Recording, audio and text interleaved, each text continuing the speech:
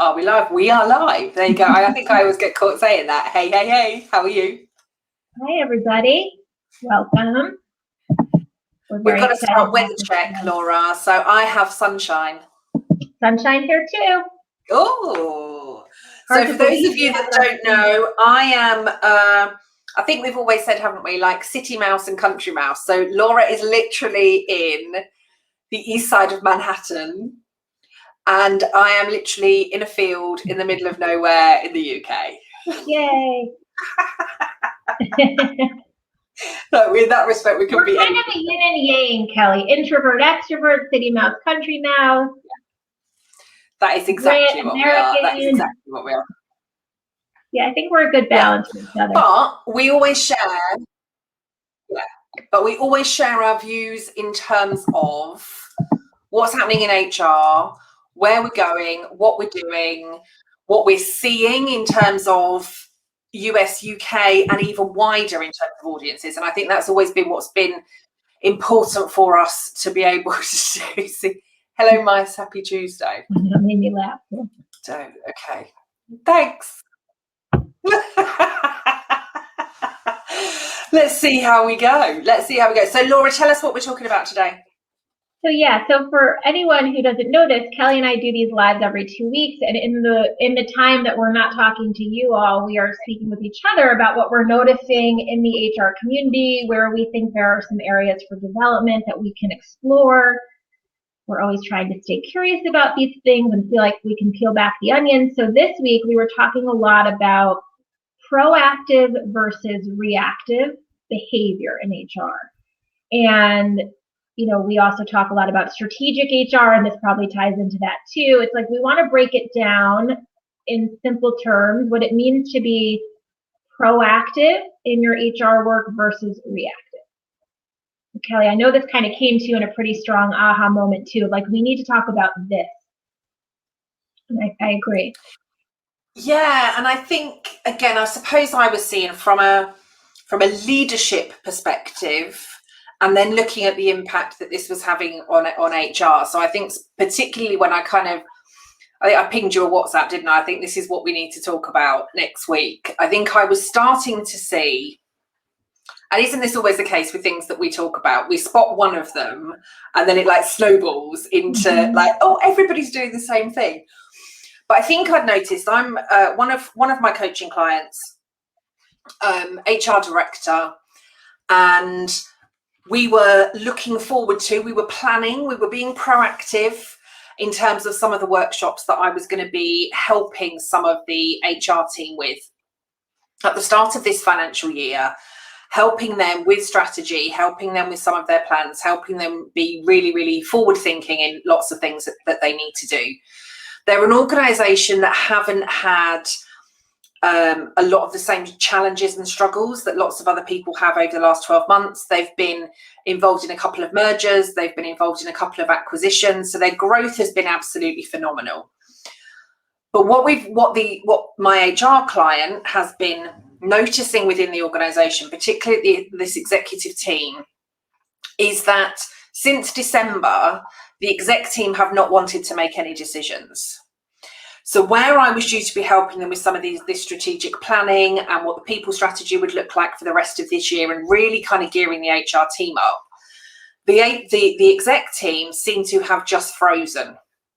And they are having lots and lots of they're going off site for 2 or 3 days at a time to work through strategy and look at budgets and do all of this stuff. And they've been doing that since December and not got anywhere. And the impact and the knock-on effect that this is having across the rest of the organisation is significant. And for the HR team, this is, we can't look at recruitment. We don't know what people we necessarily need in which jobs. We don't know what our leaders need to. There's lots and lots of things. And whilst they are carrying on with some of the things that they're doing, so in that respect, they're being proactive to kind of, just so they're doing stuff. But the really big pieces they can't do anything with because of the exec team. And I get that we are at a time where there is definitely some uncertainty. But from that client to then speaking to lots and lots of other clients, this waiting to see what happens so that we can then react to it is not going to do our people any good. And it's causing a lot of unrest and it's causing a lot of uncertainty. I think if we're seeing that in our exec teams and at our senior levels, and that is starting to filter through across our organisations, our exec teams are still expecting HR teams to be proactive and strategic and forward thinking. And, recruitment is still happening. I know, with some of the roles that you're working on at the moment, we are ensuring that we are recruiting people. I suppose my kind of starting point is, if we don't know what our plans are and what it is that we want to do from the top level within our organisations, do we know that we're recruiting the right people with the right skills to do what it is that we need for the future? Right. So are we being reactive and just saying we need this position filled? Or are we really able to say we need this position with this person that will have these skills and this knowledge and this experience, because this is what our business is going to look like. This is where we need to get to. And I don't know if it might have been both of them. I'm like, was it Patty McCord? Was it Claude Silver? It may have been both of them, but I think they both talk about not wanting people to fit within the organisation, but wanting people that can help the organisation grow. Yeah. I suppose I think that we are a bit in fear at the moment. If we continue to wait to see what happens in the world and whether things are going to open or reopen again, if we wait for that point and then react, I think we may end up in a completely different situation. We're not going to be leading in the right way. Our HR isn't going to be functioning in the right way. We don't necessarily know that we're going to be recruiting the right people. Yeah. And I just see that we're going to have a struggle. And I think at some point, particularly if we are in organisations that are growing from strength to strength, I just kind of feel like now is the time to be proactive, not 6 months down the line when the world has opened again and we've decided, okay, so now we better do something about it. Like, the time to be proactive is now. Yeah. And I'm just seeing far too much waiting. Yeah.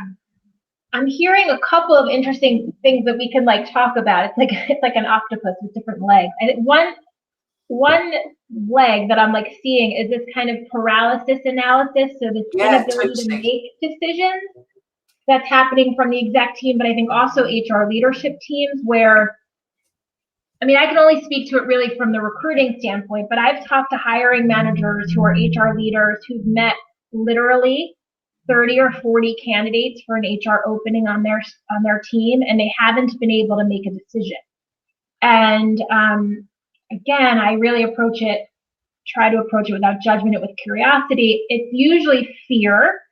Obviously, it's not the candidates, right? In 30 candidates, there is 1 or 2 that are great, maybe 20 that are great, but it's a blaming game. We talked about blaming last session. I think that there's a little bit of oh, nobody's good enough for us, but that's the shallow answer. The real deeper answer is there's some fear in making a decision.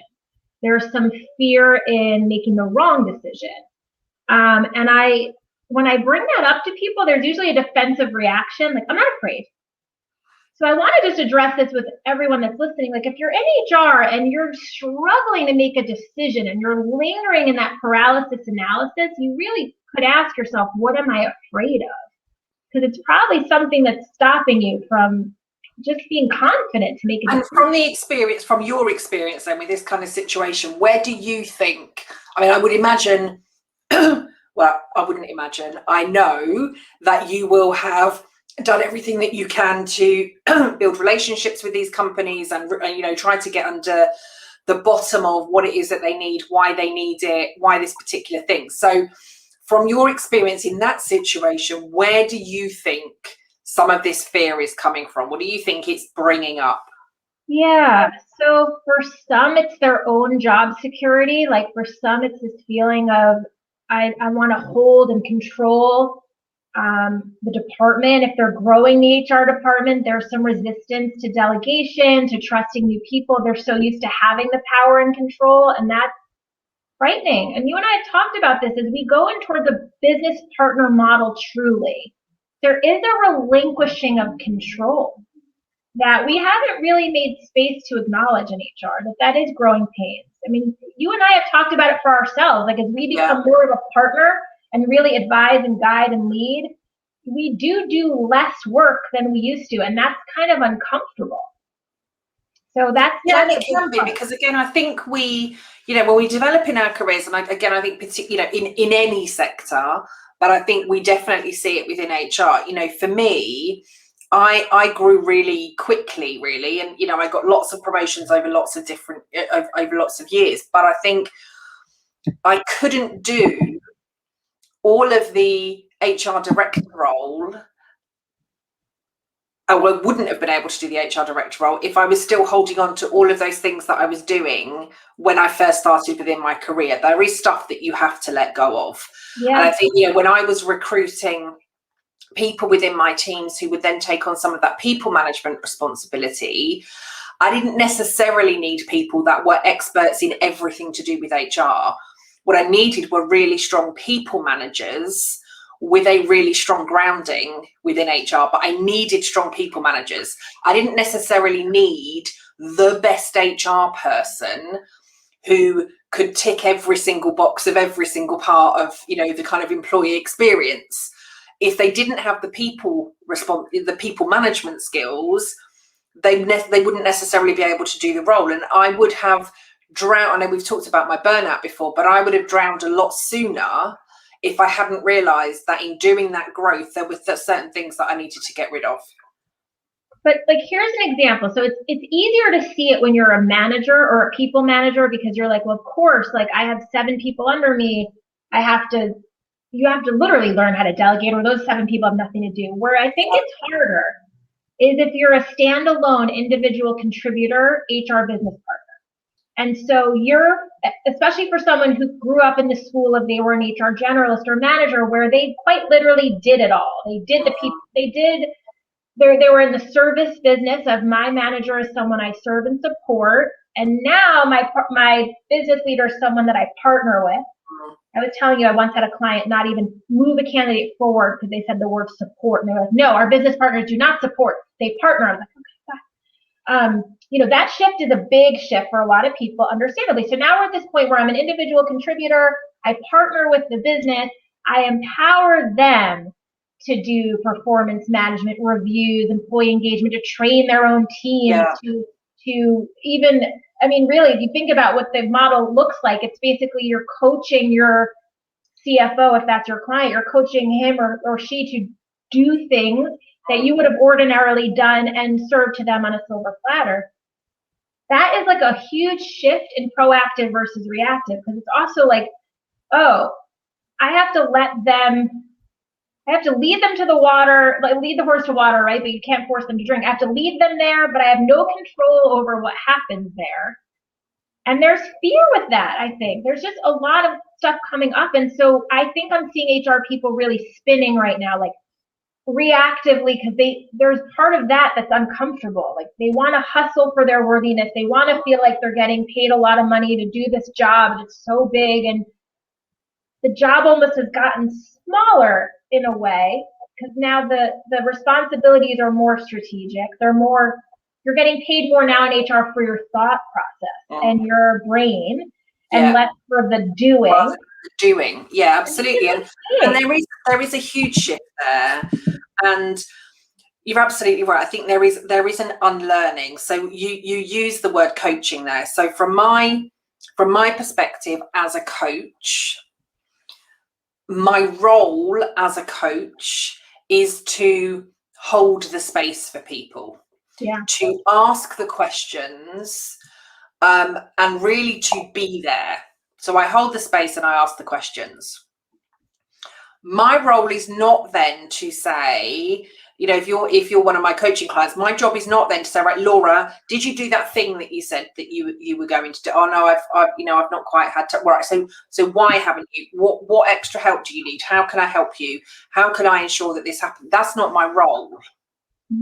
My role is to hold that space and ask those questions. And for me as a coach, I think one of the, if you like, again, one of the biggest unlearnings, particularly because I was, you know, I was coaching people whilst I was in the HR role. Yeah. And, you know, and then I've kind of had, you know, sometimes I'm consulting, sometimes, you know, sometimes I was coaching. Now, primarily it is all about the coaching. But I have to, the outcome is really not what matters to me anymore. And that's probably sounds like a really weird thing to say, but my focus has to say on holding the space and asking those questions for the people. Whatever outcomes my clients achieve, it's not my outcome. My outcome is, did I hold the space? Did I ask the questions? Did I allow them the thinking space to get them to move from A to B or A to Z, right? It's not about, did they achieve that thing that they said they were going to achieve when I first started coaching with them? Right. Because actually, things may have moved on. What was important to them in that very first session might not be important to them 3 or 6 months later, because they've recognized it is about something bigger or something deeper or something more meaningful. And I always say, and I say this to every single one of my clients, one of the reasons that I take very, very minimal notes in all of my coaching sessions, I know you're an avid note taker, you're probably scribbling stuff down as we're speaking today, but one of the reasons that I do that so little is because actually, if I see those notes, the next time I speak to somebody, if I'm too focused on, did you do A, did you do B, did you do C, and they achieved that a month ago and they're already moving forward, I'm the one then that holds them back. I genuinely believe that every time I work with a coaching client, they are not the same person as they were last time we spoke. Right. Because if they've taken action and done, you know, they've taken steps, they've changed their thinking, they've changed some behaviors, they've changed something, they are not the same person as they were last time we spoke. And that unlearning of that partnering is very different. But our role is not for necessarily the outcome, and it's not for the pat on the back, and it's not for the congratulations. It is, did we coach? Did we develop? Did we get them to where they need to be? That's the difference. Not did I do it for them and look at what we achieved. It's funny. I'm just reading a book right now called Burnout. I don't think we've talked about this yet. It's like I have it by the two doctors. Yeah. I'm only 50 pages in, so I'm not ready to. Did you start it? Yeah. Okay, I'm only 50 pages in, so so we'll talk about that another time. Yeah. Yeah. Brené Brown recommended it. Exactly. Yeah. So I'm only 50 pages in, so we won't discuss it yet. But the thing that's coming up that won't ruin it for anyone who hasn't read it yet is this idea of being a human being versus a human doing. Yep. And what you're saying, Kelly, is so. I want to just stay with this point for a second, which is like when we're hustling for worthiness, which by the way, most of us women do. So, I mean, you know, hi, my name is Laura. I've spent a career hustling for worthiness. I'm working on it. Okay. Those of us who do that, when you're saying it's not about the outcome, that's massive unlearning in HR. So we were taught we have a task to complete, to do, something to do, that we're going to help that manager. Sometimes we'll just do it for them, or we'll help that manager do that thing. And then at that outcome, we feel proud and everybody's happy. Not even about the congratulations, although that's nice. There's a feeling of accomplishment. We completed a task. Yeah. Again, it's transactional, but at least it's like we see a result in the doing that we did. What you're describing is so progressive, which is wonderful. And what we're trying, all of us, to do, I think, is to be more in the being. That just our mere presence, our expertise, our thoughts, our space, this is like a shift in how we measure our performance. It is, and it's totally different. And again, like I've got so many things that are coming up for me now. I think we get taught, we get trained, we get developed, and we get marked on our performance, right? That literally happens from the day that we come out of the womb, right? Yeah. Laura said her first words. Kelly took her first steps. You know, did Laura do it quicker than everybody else in the group of friends? You know, did Kelly do it quicker than everybody else within the group? Then we get to school, and again, we're judged on our performance. What's your reading level? What's your ability to do maths? getting graded on how we play with other people, how we talk to other people, how our language is developing. Everything is about the doing. And as part of that doing, we then really get taught from a really young age that it's about competition, right? If Laura only got 8 out of if Laura got 8 out of 10 on a test and Kelly got 10 out of 10 on a test, Kelly gets the gold star for it. If Laura is the fastest one on the playgroup and can run 50 meters quicker than everybody else, then Laura's going to get the medal that says actually running 50 meters faster than everybody else is great. So we do get measured on how we perform. And I think lots of things have changed in schools over the year. I think now everybody gets a sticker now, like, for taking part. So they're trying to remove some of that competition. I'm not necessarily sure that is the right way to go, but we're still being rewarded on our participation. We're still being rewarded on our doing. And again, I know some of the things that we've spoken about over the last few months, like there's no reward for active listening. Right? You really listened to me, you really heard me, you really made me feel valued. You don't get, there's nothing on anything within our workplaces that will say, right, Laura is the go-to person when it comes to active listening. Kelly's the go-to person when it comes to this. We don't do a lot of that. It is, right, Laura, you generated this amount of income this year, you recruited this amount of people this year, you saved us X amount of money in our recruitment process. So we award and reward on the doing, on the tasks. But there's nothing that's, okay, Laura, you're really compassionate, you're really, you're full of empathy. I love your curiosity. Like, here's 3 gold stars for compassion, empathy, and curiosity. We don't do that. We don't say, I want you to be more curious because that's really helping us. Right, but we say it's necessary for these strategic examples. Absolutely. But when it comes to the roles, your curiosity, Laura, helped us fill X amount of our vacancies this year. Here's your gold star for filling the vacancies. Right. I don't know how to solve this, though, because it feels like a puzzle in my brain, because we need strategic HR pros to be so heavily developed in their soft skills, as you and I know. I mean, you need to develop empathy. You need to develop curiosity. And I think that's one thing that, in my mind, I would love to see changed as a starting point. I think when we call them soft skills, then there's nothing soft about them. These are some of the hardest skills to develop. Yeah. And yet most of us still talk about them as soft skills. Yet again, because we're not rewarded or rewarded for any of those, I don't need to be or have any of that softness, because you're rewarding me and rewarding me for the really hard stuff. And so many leaders still talk about them as soft skills and as though they're just kind of nice to haves and little add-ons, without realizing that by you being who you're being, that's helping you in achieving everything that you need to do. So what do you recommend we call them? I think they're essential. Like, for me, there is, essential skills, vital skills, life skills, human skills. Like, they're the bits that make us human. Yeah.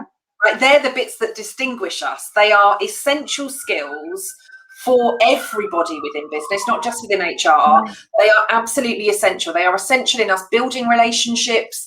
They are essential in us creating trust and respect and improving our communication and all of that stuff. And I think that is a starting point. I don't think that's necessarily going to fix everything, but I think that has to be a starting point where we see that these skills are vital and we do need to be investing in the development of them. Yeah. Yeah, it's very perplexing that we, as a community, emphasize the importance of these essential skills like curiosity, kindness, empathy, active listening, and we have nothing built in to reward for it. Yes, one could argue, as you often do, which is great, like, do we need the rewards? Do we need the accolades? But we're talking even in terms of your performance. Like for example, corporate recruiters are measured on all numbers, all metrics, which again, I'm all for data, but I'm also for qualitative data, not just quantitative data. So they're measured only on quantitative data. I can handle 40 requisitions. I filled 200 recs. I met 37 candidates today. And they're rewarded based in bonus, equity, their raise, their promotion, based on how much they did, right? But they could have left a wave of a horrendous experience with everyone in that trail behind them. Because to your point, I don't know how you possibly keep up with that type of volume and don't burn out lots of people. Yeah. It would be super progressive if the chief people officer or CHRO or chief talent officer could really look at, how could I add some of these essential skills to the way I promote, reward, handle compensation? Because you're right. I mean, if we say we want people to be strategic and proactive, we can't reward them only when they're reactive. Mm-hmm. And it's, I think this is why we're seeing so much tension and burnout right now in our community, because there's this conflict. They're sort of like, I know I'm supposed to be strategic and be big picture and forward thinking and have all these great ideas, but I'm literally over here putting out fire after fire after fire. Mm-hmm. And a lot of us, again, we've talked about it, and I think there's a couple of things there, but we've talked about the fact when we are not aligned to our values, that can be one of the biggest factors when it comes to us burning out. Yeah. If we know that we are always reacting, if we know that we're doing work that is draining us, if we know that all we're having to do every day is give people really, really difficult messages, and we're talking about, cuts and budgets, and we still haven't recruited that person, or we still don't have a strategy, we still don't have any plans, we still, if we're talking about any of that sort of stuff, that in itself can be a real drain. But if the work that we're doing and the way in which we're doing it is not aligned to our values, that can also cause us to experience burnout. So again, you and I are both really curious. If you and I were, I'll say forced in this instance, because I know that you and I have a choice, but if we were forced to be in a situation where we were told that we could not be curious, like stop asking questions, stop digging, stop challenging, if we were basically told don't be half of who we are, that's going to impact us. Yeah. Right? Every time we kind of ask a question, we want to go that little bit deeper. We want to go past the superficial layers. We want to go into the depths of it. We want to get to the root of the problem. We want to ensure that we're fixing the right thing. If we were told don't do any of that, that would start to impact our energy levels. That would lead us closer to burnout. That would, well, what's the point of me being here? Like our posture would change. We'd be slumped. We'd have no energy. We'd have all of that kind of stuff. And I think we've really got to recognize and start to recognize the values of all of our people and how that aligns with some of the work that we do. In an HR sense, and particularly, again, I suppose if we go back to the kind of business partnering stuff, if my values are aligned to outcomes and success and almost kind of nurturing, right? If my values are about that hand holding all the way through so that none of the plates get dropped, and you're then saying to me, well, don't do any of that because that's not important anymore, I'm misaligned. And I do want to cling on to the parts of the job that I've always done, because that's the bit that gets me out of bed in the morning. Like I really, really want to nurture, and I want to help, and I want to support, and I want to grow, and I want to be with you every single step of that process. Like if that's what's aligned to your values, pulling half of that away and saying don't be you anymore is going to cause a problem. And actually it may be that being a strategic HR business partner isn't for me. But again, this career ladder that we have within HR is all about being, it is that proactive. You climb the ladder in HR. You go from this job to this job to this job to this job, and you keep climbing the ladder. But actually some of us don't want to be climbing it, even though we're being told that we should, because that's the next level that we get to. But maybe some of us, if the world is changing around us, or some of the expectations of some of these roles are changing, like I've worked with some people within my team, they would never want to do a strategic HRB role or HRBP role ever. They would quite happily stay at an HR advisor role or an HR manager role, because that's the role that suits their values. That's the role that keeps them going. That's the role that gets them out of bed in the morning. And some of them will have been there for 10, 15, 20 years because that's what they love to do. Yeah. And if I said to them, you now need to become a strategic HR business partner, they just leave. Yeah. Yeah, I don't know that we're leaving enough creativity in this space right now for that. It's becoming kind of like, again, it's the good versus bad stuff that like, well, a good HR team is so strategic and a bad HR team is hands-on and hand-holding. But you've described it really beautifully that some of that hand-holding is sometimes part of the joy of the work. Like it's the I'm leading this manager to the outcome and I want to be part of the journey. I know in recruiting for me, that's a joy. I don't just want to send a resume and 3 weeks later here they filled it and that's the end of it. I want to be part of the let's rewrite the job description. Let's build the competency interview guide. Let me train you on how that works. Okay, let me prep the candidate beforehand. Let me debrief with the candidate. Like I love all those tasks that one could argue those are really tactical and I could outsource those and I could have lots of assistants do all that work for me. But it's part of the joy for me is being in the weeds with it and being like embedded in the journey as a partner. And so I think even for me, it's a struggle to say like, well, is your worth, and we've talked about this, like, is my worth tied to the doing or is my worth just that I exist and I'm part of the process? And it maybe sounds quite philosophical when we think about it in terms of self-worth, but important, I think, when we're thinking about HR. Like, I don't know, of course, you're worthy just existing. But some of us have also been taught we're worthy by what we do. And and it is that doing. Paul has just said it's incredibly draining to be working proactively. I hadn't, because it can be draining. Again, if that's not like, firstly, hey Paula, lovely to have you here. But again, what's our role? I think a lot of the time when it comes to proactive versus reactive, and I spoke about this at the Reward Gateway NX Summit a few weeks ago.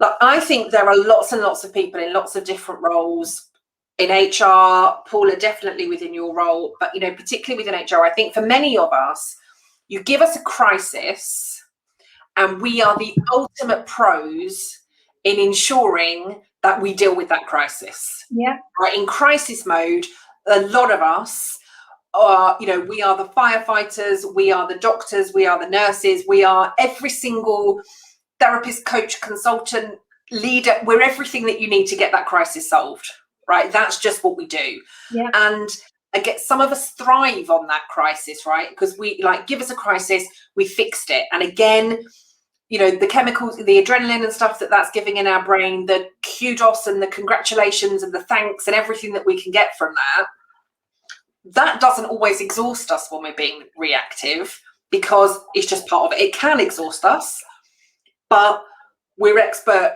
in crisis management. It might be physical. It might be physical exhaustion, but not mental or emotional exhaustion. It's like the opposite. Totally.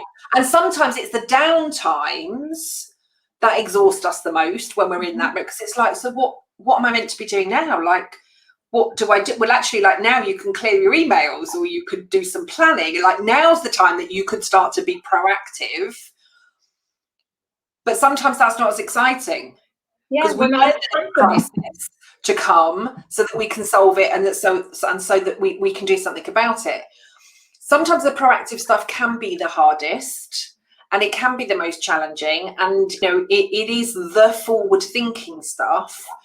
And I always kind of go back to that scene in Wolf of Wall Street where you've got Matthew McConaughey sat in the top of in the restaurant with what's his first, completely forgot his name, Leonardo DiCaprio, on his first day. Like, nobody can predict the future, like least of all stockbrokers. And I think none of us can predict the future. Do we know what's going to be happening within our businesses next month? No. Do we know what's going to be happening 3 months, 6 months, 12 months down the line? No.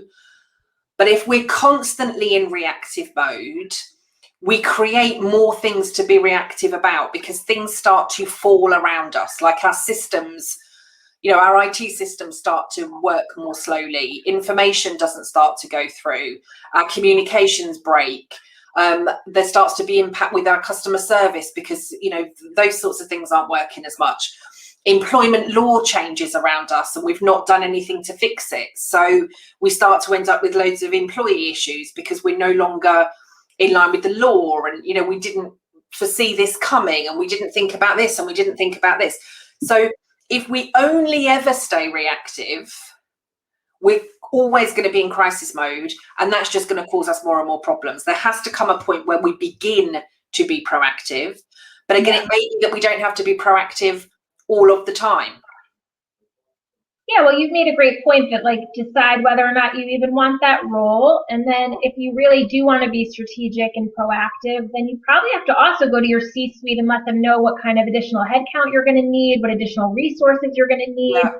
Because there's always that, like, I'm a one-person HR department trying to do the work of 40 people. Like, that's never going to be proactive. No. I mean, people ask me all the time, in talent acquisition, how many requisitions do you think is the right amount? My team, this is corporate, my team's doing 20, 30, 40 recs. I say to them, I literally don't understand how that's possible if you also want them to provide a really good experience with those essential skills we just talked about. Because if you have, this is the quick math I always do for them, if you have 5 candidates per search, which is probably a low number in this market where HR leaders are so picky, discerning, and fearful, but let's just say 5 per search, and you have 20 requisitions. That's 100 candidates right now, this week in process. You and I have talked about this. Yesterday, I didn't get back to someone in 48 hours. I was blocked on LinkedIn. I got a harsh message. If you are not giving impeccable service to every one of those 100 people, your brand goes down real quick. It is rough. And so I don't know how these departments are doing it. We're asking so much of these talent acquisition pros, and then they're in tears to me saying, I'm so tired. Candidates blocked me. Candidates are mad at me. I didn't reply fast enough. I forgot to email them back. Of course you did. There's 100 people you're supposed to reply to this week. So we can't ask someone to be proactive and strategic, but give them the resources of a really reactive department. No. And we have to start, I think, again, I think we spoke about this last year, but I think the starting point has to be, what are you expecting from me? Yeah. What do you want from your teams? What do you want from your people? What are the expectations? Are there SLAs or, data or whatever that we need to be sticking to? Actually, are we okay that if we're dealing with 20 live roles with a minimum of 5 people apply? I mean, in some cases there could be 20, 30, 40 or 50 people applying. Exactly. So is it okay and acceptable that we could be dealing with 500 candidates and not going back to any of them, recognizing that could damage our brand and reputation? Or do we need to say, no, we wouldn't do that to our customers, we wouldn't do that to our people, and therefore we're not going to be doing that to our candidates. So we need more support in that role, so that we can provide a better service, because that service will then help us to elevate our brand. And again, I think that is some of the proactive discussions that we need to be having, not waiting for the problem to arise, and then saying this is what we do, but setting some of these standards in the first place. Do I want a proactive team, or do I want a reactive team? Mm-hmm. Do I want a team that's going to provide amazing service, or do I want a team of doers? Do I want strategic, or do I want administrators? What does all of that look like? And I think I think some of it, we have to start with those conversations, because again, I think, and we've both seen this is where we start to get some of this disconnect, because we think that our role is this, and the business thinks that our role is this, and the two are so far apart from each other. We keep going happily along doing what it is that we think we're doing. The business is then, well, you're not delivering. We're like, well, of course we are, because we're doing all of this great stuff, but there's no alignment. And we've never had the conversation that says, what do you want, what do you need, and what are you expecting? Yeah, and I don't think HR pros are particularly skilled in these conversations where they go to their C-suite and say, you are expecting us to be strategic, proactive, forward-thinking, and big picture, but we are literally working on this much, which allows us to do none of that. And so if you want us to be more like that, which maybe we do, maybe we don't, we can discuss that as our own team, we need more resources. So this is what we need. We need coaches, we need headcount, we need training, we need administrative support. Yeah, I don't think people are very great in our field of asking for, not even asking for, just acknowledging and demanding what they need on their team. Instead, there's a victim mindset of, my executives don't do it, we have no resources, which again, if that's true, and then you go elsewhere. But I don't know, this whole like, no one seems to be advocating for themselves enough. And I know it's a hard skill and it's uncomfortable, but we have to get in the arena and say, my team's burning out back here. Yeah. And again, if we're looking at it from a sales perspective, right, let's say we're looking at it from a sales perspective. So we're a sales team, and like the exec somewhere there will have been a conversation with the exec team that says, these are the sales that we need for this year, right? This is our income. These are the sales that we need. What are we going to do to make that happen? So we need X amount of people helping us deliver that. We need our marketing to look like this. We need our customer service to look like this. We need our sales process to look like this. We need our systems to look like this. So there's never not going to be a conversation about, this is what's expected for sales this year, and this is everything around it that we need to do to make it happen. Would never ever happen in a million years. Yeah, again, a lot of the time we sit there from an HR perspective, we wait for all of these strategies and all of these plans to come in place, and then we wait for all of the other departments to put their strategies and things in place, and then we look at it and say, okay, so the business is asking for this. We'll put all of our initiatives that we were going to do to one side, because with the resources that we've got, we can't deliver any of that because the business is saying that they want us to do all this stuff. So we'll park all of the stuff that we were going to do because we're never going to have the time to do it. We'll ensure that we deliver everything else for everybody that everybody else is asking for, but we don't want to ask for the budget. We don't want to ask for the resources. We don't want to ask for the tools or the systems or the comms or anything. We'll just leave it to one side. That's the difference between being strategic and not. If you are it's also such a lack of self-worth. Like, we are not worthy of that budget. Totally. We've got to change it. It has to change. We're just HR. I mean, I hear this, right? You do too. We hear it from HR leaders. Well, we're just HR and we can't ask for that. Who are we to ask? Who are you to ask? Who are you not to ask? You are the core function of the business. Yeah.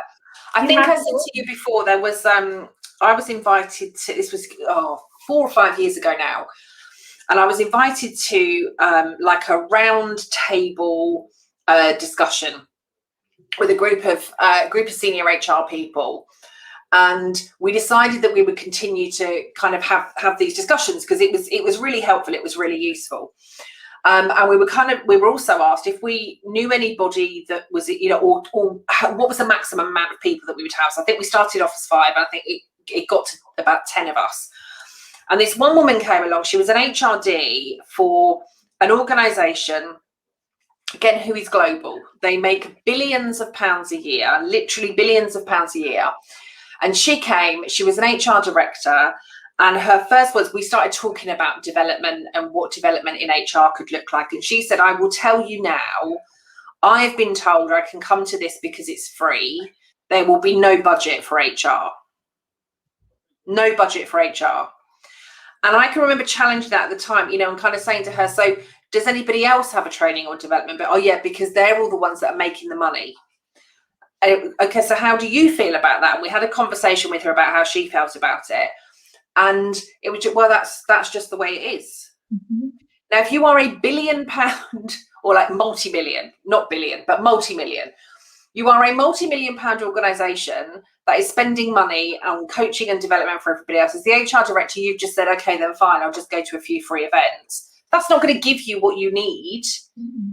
And to just sit and accept it, I found really, really shocking. But she was because I hear it so often. It's constant, and I get so frustrated with it. Firstly, that anybody thinks that's an okay thing to say to any leader within the organisation. Yeah. Secondly, that they think that's acceptable for the people function, when again, as we have said, the people function is looking after the people. Yeah. Who is looking after the people function. Like, in some cases, they need it more than anybody. And to just, well, you're never going to get any budget, love. So, kind of lump it or leave it. Yeah. Like, I would have been out of there like a shot. But she just accepted it.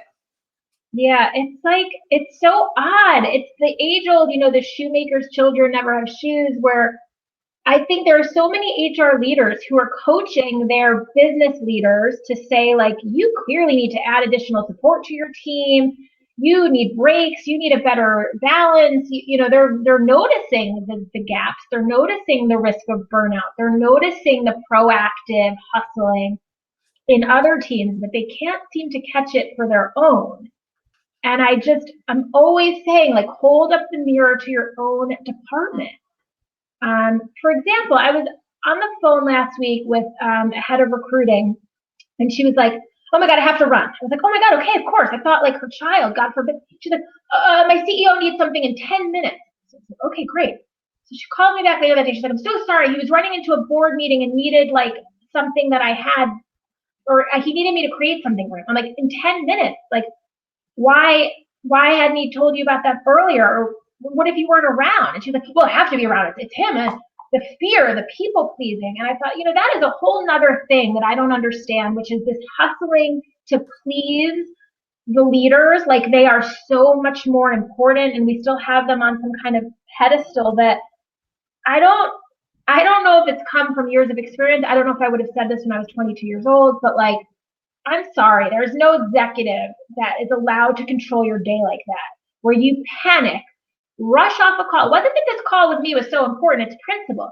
You panicked and rushed, reactively jumped to a crisis that probably wasn't that, I mean, if it was 10 minutes prior, I'm sure it wasn't that important. But you gave yourself, like, high blood pressure for what? To please someone that you, like, so admire? I don't know. It's a dynamic that I only see in HR. I don't see it in finance or legal. You don't talk to general counsels who say, like, they dropped everything. I don't think I've necessarily seen it in finance. I've definitely seen it from, like, a marketing and comms perspective. Again, some of that, I suppose, is if there is if you are needing to react to a crisis, then I have seen it from that perspective. That's different. A real crisis is one thing. But again, you wouldn't, like, for a board meeting, as you said, if it's that important, you'd have known it was missing more than 10 minutes before the meeting. Actually, how much prep have you done for that meeting? If you want a valuable meeting, right? Excuse me, if you want a valuable board meeting, you've done prep at least hours, if not days, before you go into that meeting. You don't wait 10 minutes before you go in there. And again, the expectation is, because again, we've allowed it to happen, the expectation is, well, you'll just drop everything and give it for me. Yeah, that's the thing. And we're not saying no because we're so afraid that we might disappoint somebody. And you always remind me, like, this is part of our business. We will disappoint people.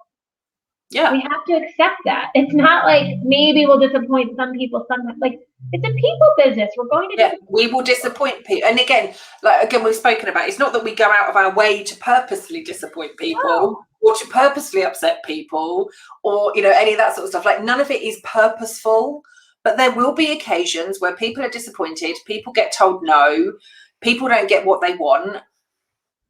That is the nature of it, because we're dealing with people. We're not dealing with numbers. We are dealing with people. And as much as we would love to be able to do everything that we possibly can for all of the people all of the time, sometimes that's not in their benefit. Sometimes that's not in our benefit. Sometimes it's not the right thing to do. Sometimes we absolutely will disappoint. Right. It's really a liberating concept to grasp. Like, that in saying no, in asking for what you're worth, in taking breaks, in being strategic and less hands-on, it's going to feel uncomfortable. And there will be people that you disappoint along the way, that their expectations of you shift. It's like if you set a boundary in a personal relationship. There's going to be that little bit of tension where they're like, oh, this is a new dance. You don't normally act like this. The same is happening in business. So I just want to make sure we're acknowledging the growing pains that are happening in strategic HR that are like, this is what it is. It's a little weird at first. It is. And we've said before, haven't for me, growth absolutely happens on the other side of our comfort zone. And if we've got to if we want to, and we need to get out of our comfort zone, the whole point of your comfort zone is that it's comfortable, right? It fits you nicely. It's nice and cozy. You can stay snuggled up in it for ages. And it's, you know, I don't want to go outside. I don't want to, you know, I don't want to take it off. I don't want to do anything. The moment that you take that off, there's going to be a change in temperature. There might be a change in mood. You know, it might get a little bit painful as you step that foot out.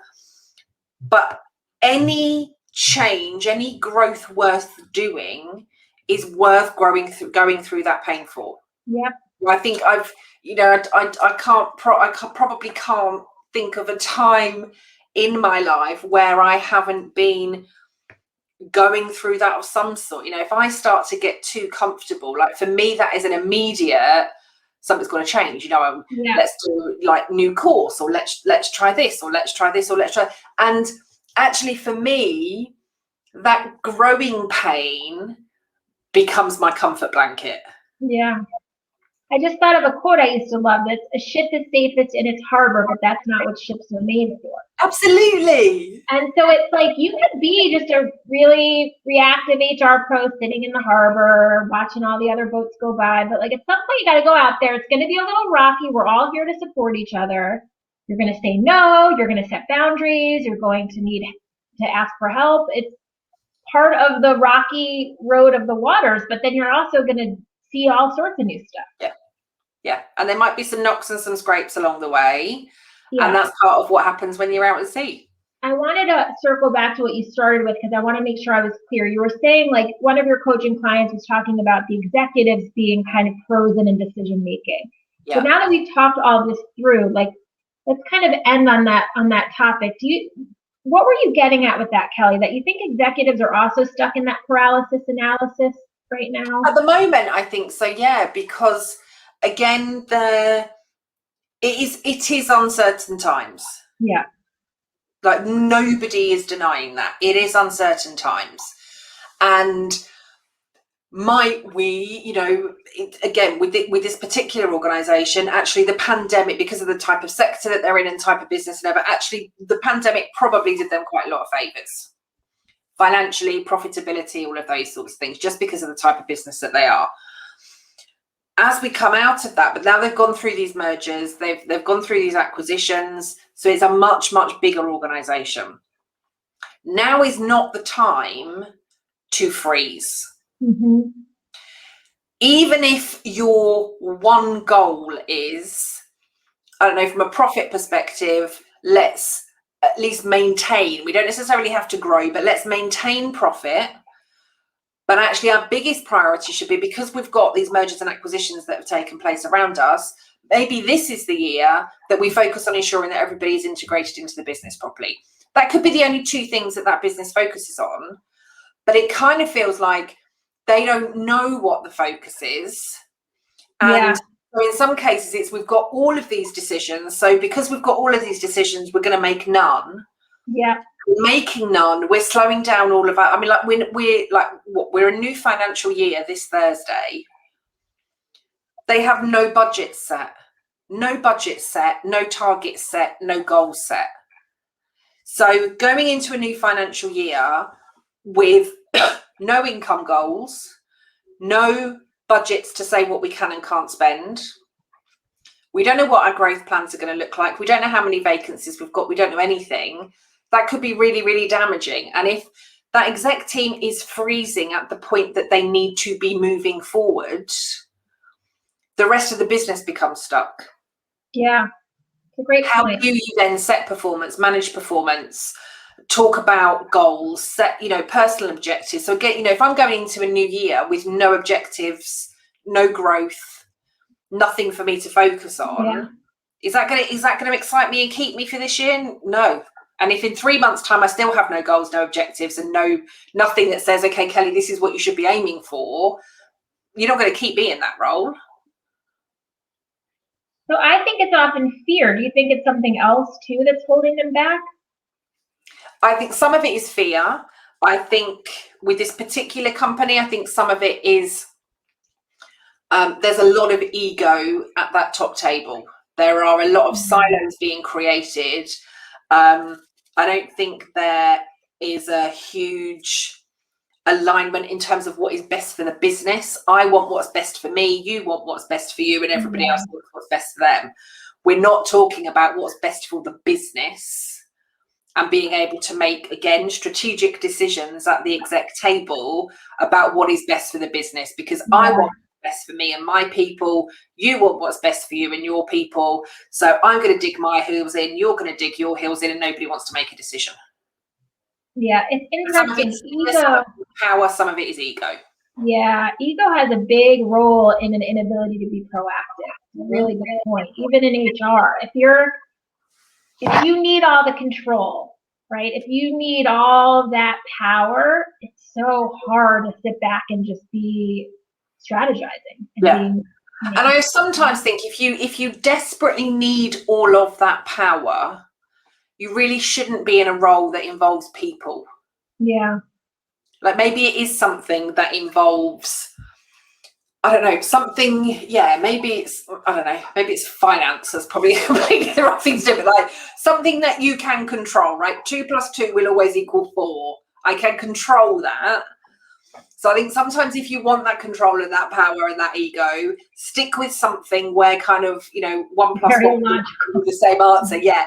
Don't go into something where it is people and personalities and emotions and bias and all of the kind of stuff that we see on a daily basis. Like that's not where you want to be.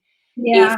If control, power and ego are the things that you want. Like stick with something that is binary and that will always give you the right answer. Yeah, I love that.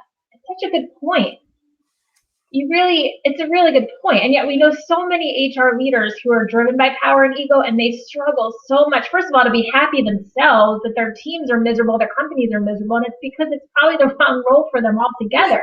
Don't go into anything to do with people if you just want power and control. I really just don't see that fits. Honestly, go into something that you can control, such as numbers, that you can have power over, such as numbers, and let the people that really want to do the people stuff and that recognize that you have no control over anybody or anything or any outcome. Right. The only thing you've got control over is yourself. And if having control over yourself is not enough for you, do something else. Yeah, and what a great point. Like we're talking so much about HR going towards data and metrics and numbers, which is all good, but it's like in addition to these essential life skills we talked about, you can't just be a number crunching HR leader who's cold and arrogant and dismissive. It's a really bad combination of people don't work that way, right? So let's say like tomorrow you come into work and like you had the most amazing day off yesterday, right? You went to a spa, you got yourself a treatment, you went for a walk around Central Park, you spent some time in the sun, you had a beautifully romantic dinner cooked for you last night. See, I'm getting these messages. You had this beautifully romantic meal cooked for you last night, right? Everything was perfect. You've gone into work the next day and you just feel like you're on cloud 9, right? You absolutely feel like you're on cloud 9. So that might give a difference to how you talk to people, how you communicate with people, how you respond to emails, how you make your coffee in the breakout room. Like everything about you may be completely different. But if your day-to-day is the complete opposite of all of that, that may also impact how you go to work tomorrow. And you might be really blunt and you might not be listening to people. Your head might be somewhere completely else. That's not binary. You can't look at data and say, right, okay, on Tuesdays, this is how Laura behaves. And on Wednesdays, this is how Laura behaves. Because you don't know, because we are human beings. We are emotion. And again, the being versus the doing. We are emotional, we are emotional social creatures. And how we act and react and behave will change based on what it is that's going on around us. And I can't control how you're going to show up tomorrow. I can't control how you're going to be tomorrow morning versus how you're going to be tomorrow afternoon. I have no control over that whatsoever. I have control over me, but you have no control over me. And if you want the control, you can't be my manager. Yeah, this is a lot for HR pros to digest, because I think some of them are hearing this for the first time, right? Yeah. You're a human being, not a human doing. Yes. And we are emotional creatures. That's the way we are built as the animal we are, and this is how we Absolutely. operate. And we're all for logic and data and numbers and metrics, of course, and also kindness, curiosity, and empathy. So I think we can hopefully leave people with some good food for thought from this hour. Hopefully. I feel like we've covered a lot, but I'm sure we could keep going.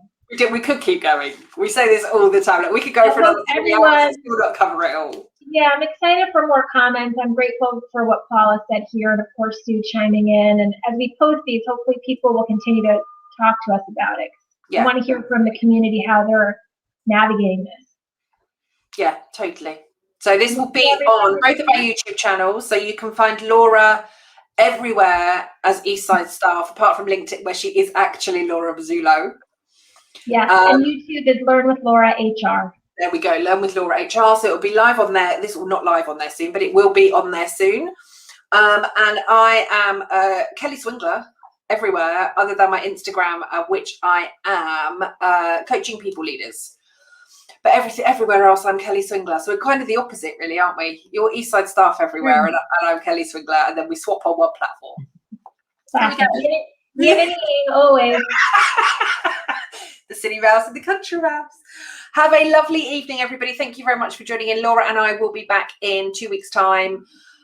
Who knows what the discussion will be about in 2 weeks, depending on kind of what comes up for us. But I suppose, as always, if any of you have got questions or topics that you would like us to tackle, or you want to maybe give us a kind of topic and then come along, join us and ask questions as we go through, we are always open to whatever it is that that all of you have to say. So do let us know what you'd like to see us talk about, and we'll see you all in 2 weeks' time. Take care. Bye, everybody.